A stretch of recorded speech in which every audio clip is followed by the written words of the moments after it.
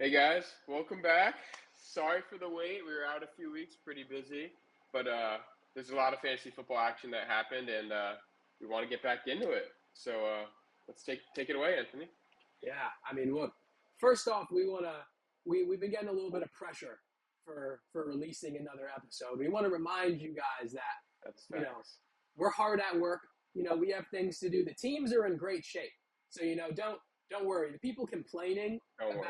about not receiving episodes, their teams aren't doing so great right now, and we'll talk about them. We'll talk about them shortly. But real football first. We'll get into the stories of the week. I know we've missed a few weeks, but throughout the start of this season, the Vikings have been one of the biggest surprises. Sam Darnold has taken the starting job in Minnesota by storm, and their offense has really looked rejuvenated.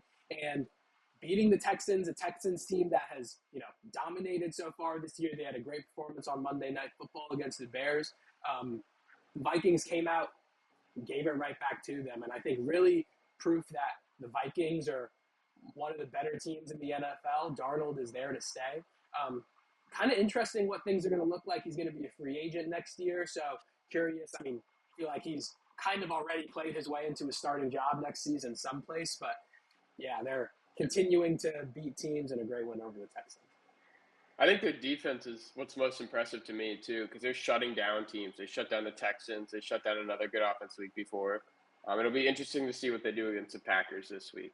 But going into the next kind of not surprise, I guess, but Steelers being 3-0. I don't think many people thought that coming in, especially with Justin Fields starting at quarterback. But hey, we have that now. They took out a 2-0 Chargers team. Herbert got hurt. I think that kind of helped them out a bit, but they still looked really good. And I mean, I don't know. I think they honestly could end up winning that division if they stay hot like this, but really depends on like their offense and the quarterback play because their defense is definitely legit. Yeah, and I feel like the Steelers and Mike Tomlin, they always find a way to like squeak into the playoffs. And this season, again, even with the QB situation being weird, they figured out a way to go undefeated so far. Um, and then Exactly.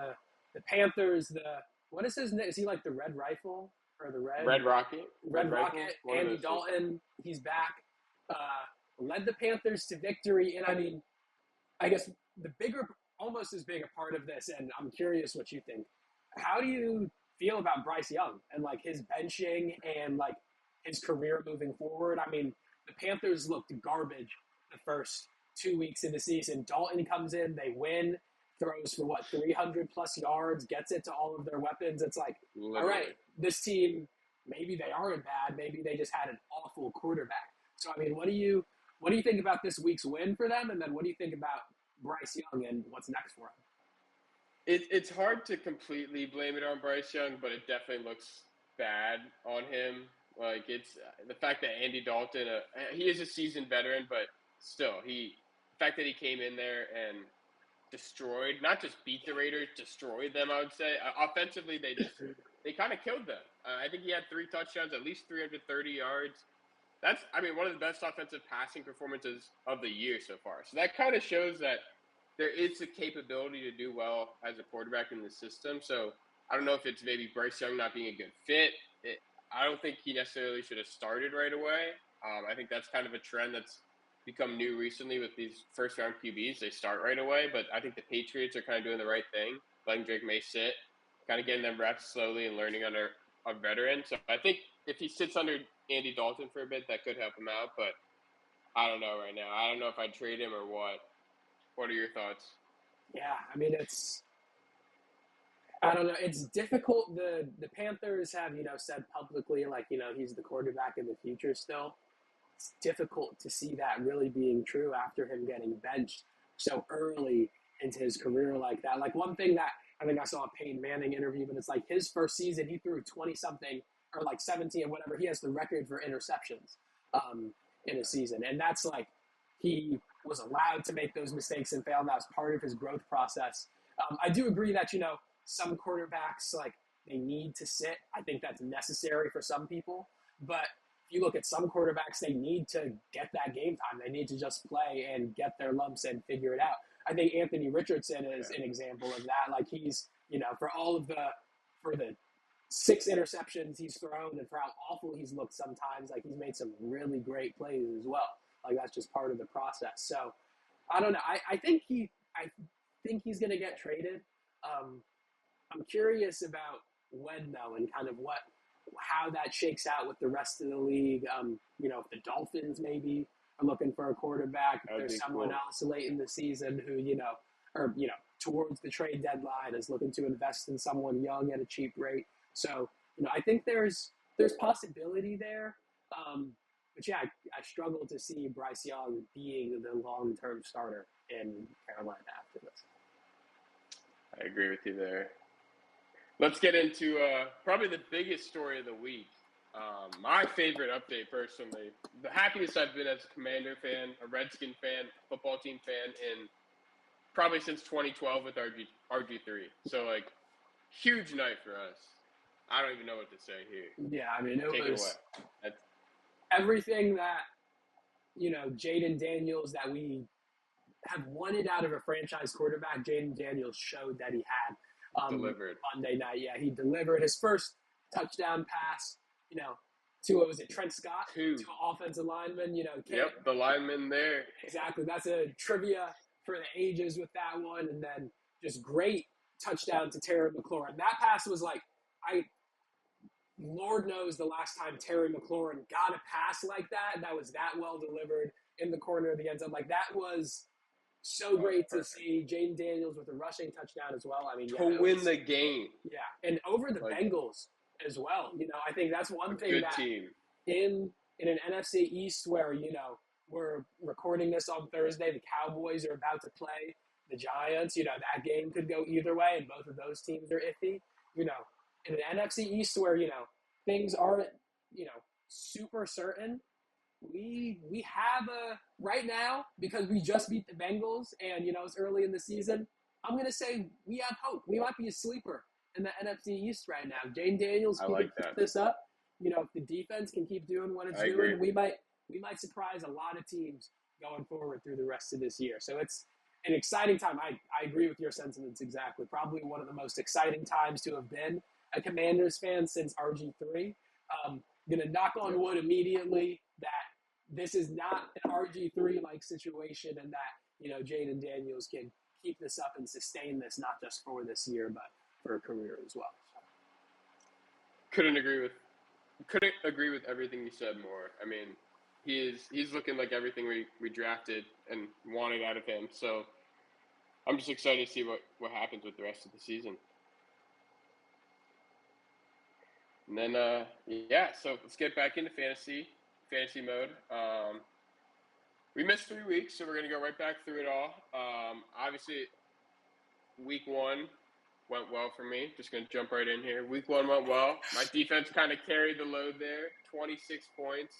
The rest of the team performed kind of across the board. We didn't give you the full recap because you don't want to see that for 3 weeks. That's just a lot. But, David Montgomery's coming through right there. Really, I knew I'd beat Fraudulent Joel. He's always pretty fraudulent. I hate to put it out there right now, but that's a dub we liked. But the next 2 games did not go to plan at all. Played, I would say, one of the best teams in the league in Sebastian. And Adwin, I just kind of underperformed against, but his team is pretty solid with Stroud and Nico Collins. So that definitely helped him out, get that win there. I'll give him props to that. But then, Sebastian, I mean, he killed me there. 130. I put up a pretty good performance with Kyron Williams, Deontay Johnson, who I stole off waivers before Anthony. David Montgomery. A minute before, I saw him on waivers. I had to pick up Tyler Johnson instead. He's not even on. He's gone now. Ridiculous. Deontay Johnson got 22.2. That's what you missed out on. David Montgomery continuing to cook. I mean, my offense, my team's looking good. I don't know. I'm playing the wrong QB. I messed up there last 2 weeks. If I played Kyler Murray week 2, I would have won. If I would have played Jayden Daniels this last week, I would have been a lot closer. I technically wouldn't have won because of Lucas doing the math, but it would have been close. But 1 and 2 to start the year. I'm not that happy, but I'm still 5th or 6th in the standings. I have a lot of points for. I think I'm 3rd or 4th in points for, so I feel good about my team right now. Just need to start getting some wins. Yeah. Let's go to you. Well, I mean, one thing I want to note about Sebastian too. I mean, because we'll get into. I had a matchup with him as well, but he dropped 129 against you. Week 1, he dropped 135. I thankfully, we'll get into my matchups now. I was able to come away with a win against Sebastian. Week 2, his team dropped a dud, only 73 points, but 125 plus matchups or 125 plus, performances in week 1 and week 3. That type of consistency is solid. Like that team is legit. So shout out to the rookie early on, but it's early still. So we'll see how it goes. You never know what'll happen. He still took everyone who I faced. They took an L. This is a quick and easy summary for me. Adwin week 1. I thought he had me. Brandon Aubrey came through. He's the best kicker in fantasy. I had him last year. He hasn't done me wrong. Week 2, Sebastian, I thought he also had me, but the team ended up coming through. Zay Flowers, Aubrey again, Derrick Henry. I had the Seattle defense. They've done really well the first 3 weeks of the season. So I've been, carried pretty solidly just by everyone. And then week 3 last week, that was the masterpiece of my season so far. Everything came together. I got touchdowns I think I got 10 touchdowns, 9 or 10 touchdowns in the game, dropped 156. That's crazy. And, we saw, I think, my top 3 scorers for week 3, that's what I want every week. I think that's my route to the final. Maybe not Charbonnet, maybe it's, Kenneth Walker instead. I don't know if I can say confidently Devin Singletary is going to be that guy, but the 3 running back group, that works for me, and we saw it come to fruition week 3 for me with Derrick Henry, Jonathan Taylor, and Charbonnet all getting multiple touchdowns like that. That's a perfect outcome. I mean, that's more than 75 points right there, literally. That's actually crazy between just 3 players. Yeah. And then also definitely shout out Aubrey. I think he's one of the best fantasy kickers of all time already. And I mean, look at that. He's on the board for 2 of your games. He's a baller. But yeah, 3-0. That's a very intimidating start. I think your team looks really strong coming out of the gates. But it's early. We get into the standings. I'm not the only 3-0 team. We got to shout out Matt Cohen. He's the regular season point scored champion. Never seems to win the championship, but he's doing great to start off so far. And yeah, I mean, what do you think about the rest of the standings? How are you feeling 3 weeks in? Not too happy about my record, but it just looks different seeing the standings like this with 12 teams in the league. It's a change. Seeing how far I am from last, being 1-2, even though I don't know, it feels weird. I'm technically in the playoffs if it were to end right now, but I'm also one loss away from being last. If Alex got a win. So it's weird with 12 teams. I'm sure we'll get used to it as the season goes on. But right now, you and Cohen look really good coming out the gates, 3-0 with 350 plus playoff percentage over 85%. Yeah. That's pretty strong to start the year. And you said something before the podcast to me about how 6 wins is really what you need to get in the playoffs. Yeah. So I was touch on that? Yeah, I was looking back at our league history, and most of the time that's like the last place team. There are a few years where a 5-win team sneaks in because we're garbage sometimes, but normally it's 6 wins is like the minimum. We have like 6 and 7 teams that end up making the playoffs. So 3-0 start. If I can get a win, we'll go over our next matchup soon. But I'm halfway to my playoff bid. I feel like already. So hoping to just stack up these wins early. I'm not expecting to go undefeated. Like I don't think that's a realistic expectation, and I'm not going to be disappointed if I lose. But I think my main goal is getting to those 6 wins. If I can hit 6 or 7 wins as quick as possible, that would be ideal for me. And yeah, see how it goes. Yeah, we will. I hate to bring this up, but we have to go back to our favorite segment of probably one of the best segments we've ever had. We love kicking people while they're down. We love kicking people while they're down. I mean, we've been there before. We did ourselves as down bads before. But no, this one, I mean, it's a clear and obvious choice right now. He said this in the group chat, the text you see there.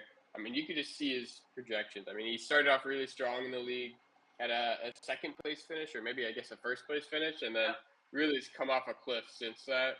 Really barely scraping by, not even making the playoffs 2 of the last 3 years. So, he's definitely the down bad candidate right now. There'll definitely be more coming in soon. 0-3, not a good start at all. Yeah, I mean, 0-3 is. I was looking at Alex's team too because I feel like that's like, yeah, it's just not even a lot that I like. He has Amon-Ra St. Brown. It's like that's a solid receiver one. Swift and Etienne, it's kind of like It's just like like it's not the best. He is Ladd McConkey as his flex.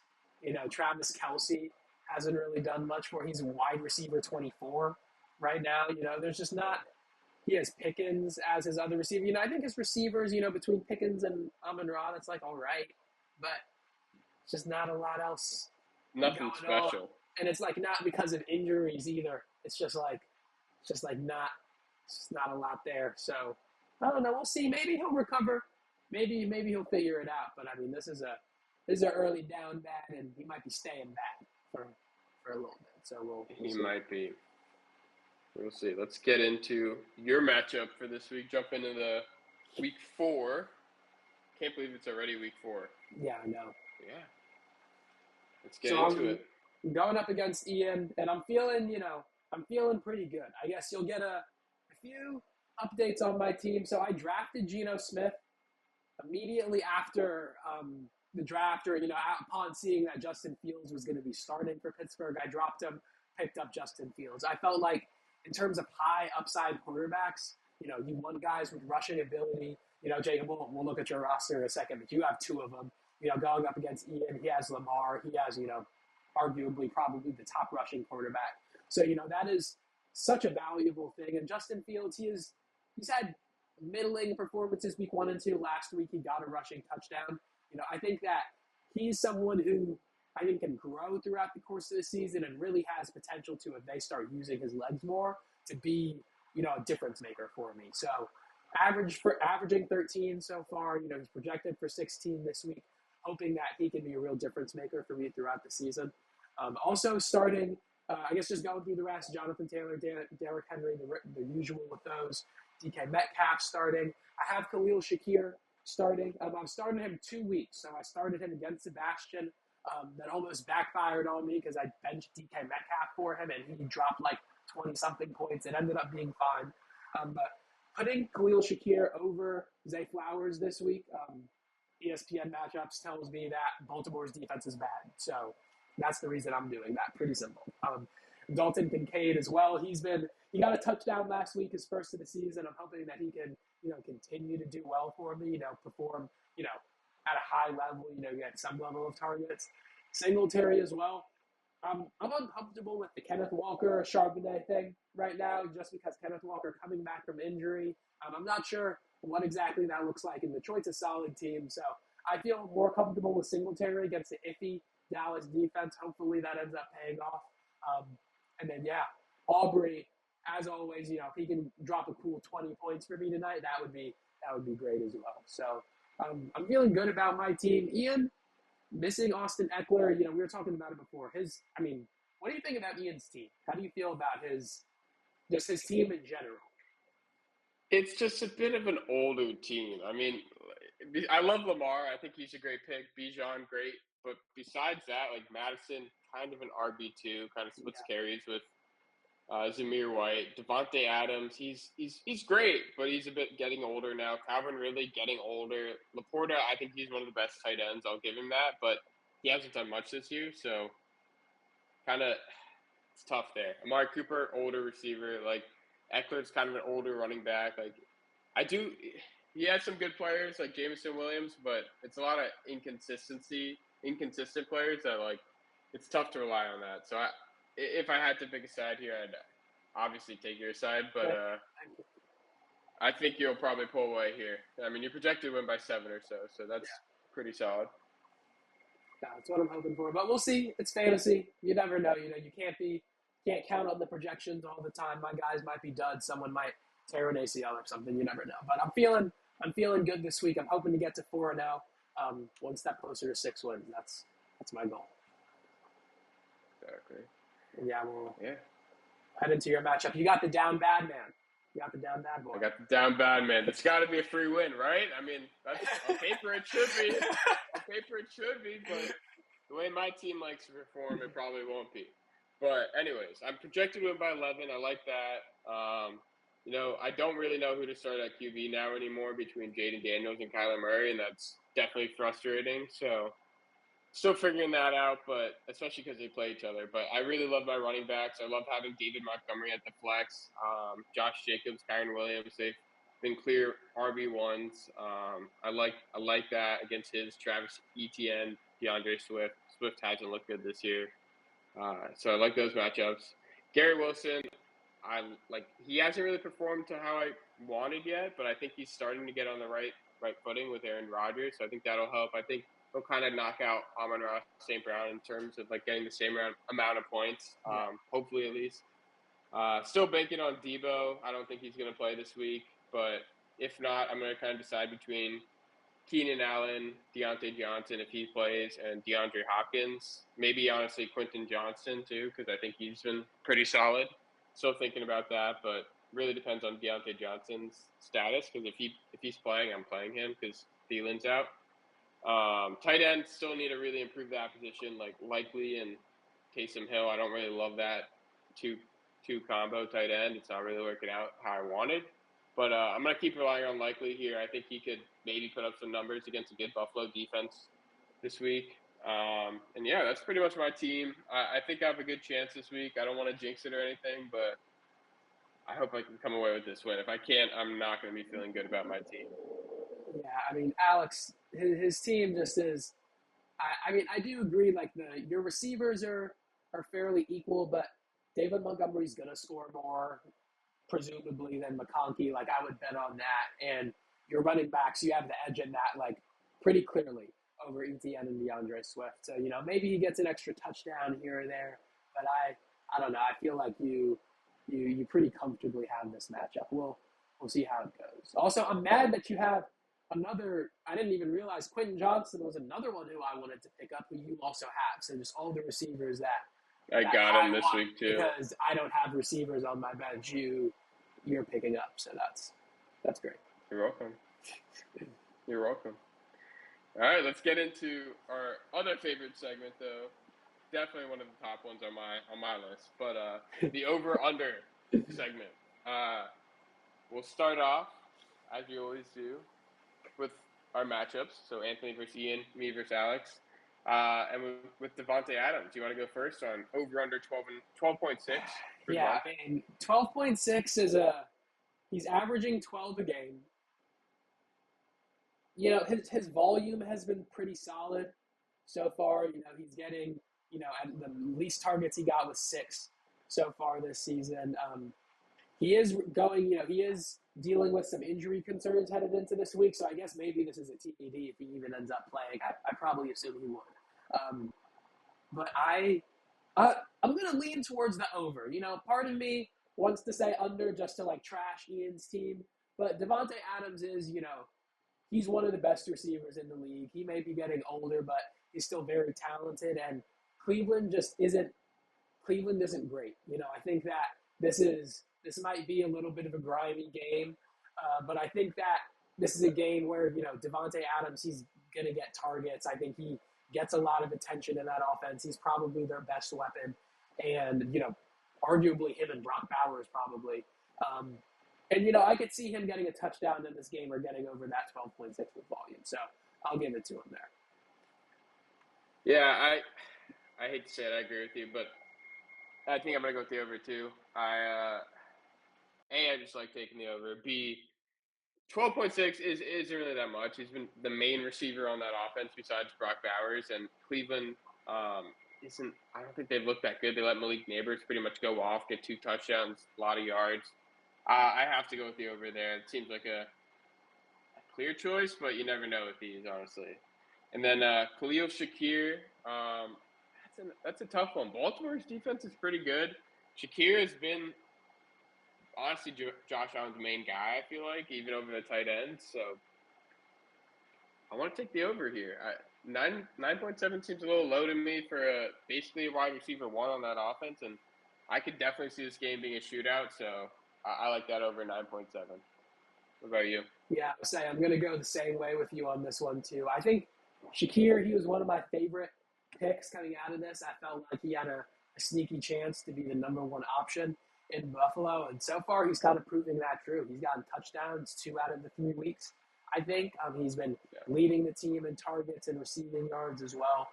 So I feel like he has a real opportunity to continue to ascend and to really establish himself as a legitimate fantasy player and also the Bills' number one receiver.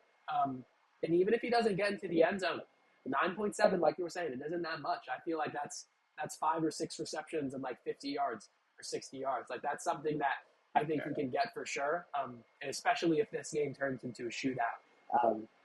Even if it's, outside of the over-under, I think it's either him or Dalton Kincaid. One of those guys probably ends up benefiting. But for the purposes of this, I'm gonna go with the over as well. Okay, both going over here. We'll mix it up with these last two. So Mahomes over under 17.5. Josh Jacobs over under 12.9.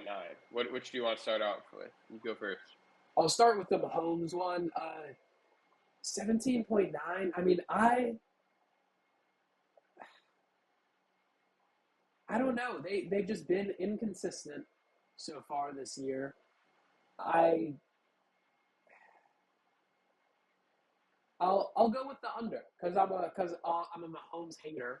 I'll hate on Mahomes any opportunity I can get, and they just haven't, at least up until this point, he hasn't really gotten full use of all of his weapons, and I don't think that Carson Steele, I don't think the backfield replacement for Pacheco really showed enough last week. I think that coming into the next few weeks, as long as Pacheco's out, or at least until Kareem Hunt maybe shows something, going to be pretty clear what the focus is. You're not going to have to be too concerned with the run game.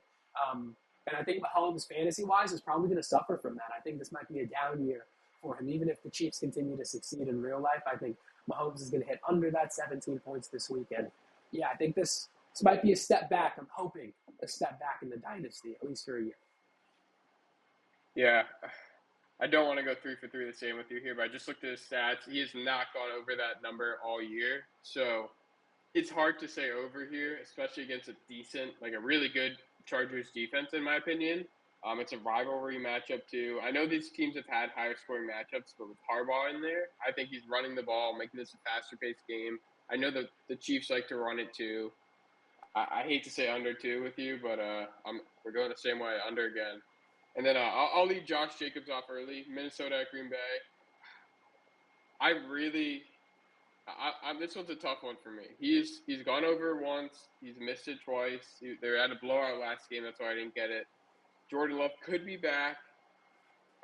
But the thing that kind of makes this tough for me is that Minnesota defense. They've looked really good this year. And I don't think many teams have had more than 2 touchdowns on them in a game.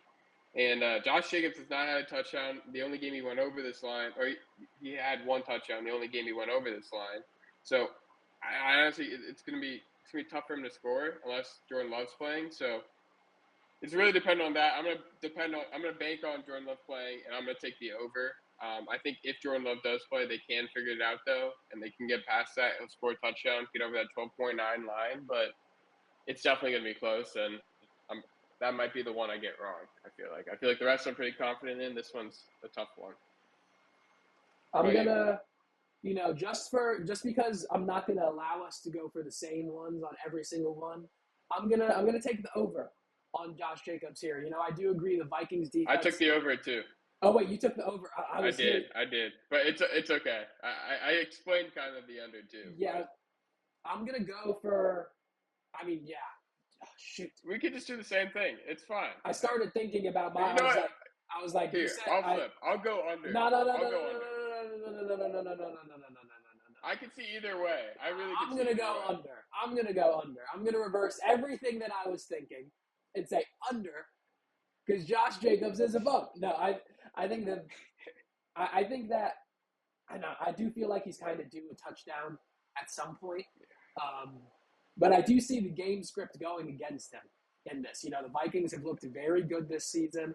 I think that, even if Jordan Love is back, this might be a game where the Packers may be playing from behind, or they're going to have to be making up for a lot of things. And, with such a strong defense, I don't know if they can, count on, just running the ball. Also, even if Malik Willis is playing, he had a solid performance last week. He was able to move the ball through the air. So I think the Packers, they'll have confidence, moving the ball through the air if that's what it comes to. And we're going to go with the under for Josh Jacobs, so we don't have the same thing. There we go. All right, so those are our picks. We'll come back. We'll see who takes the lead there with the Josh Jacobs pick. Watch him end up not even playing with a questionable status right now, but I'm sure he will. But that's all we've got for you.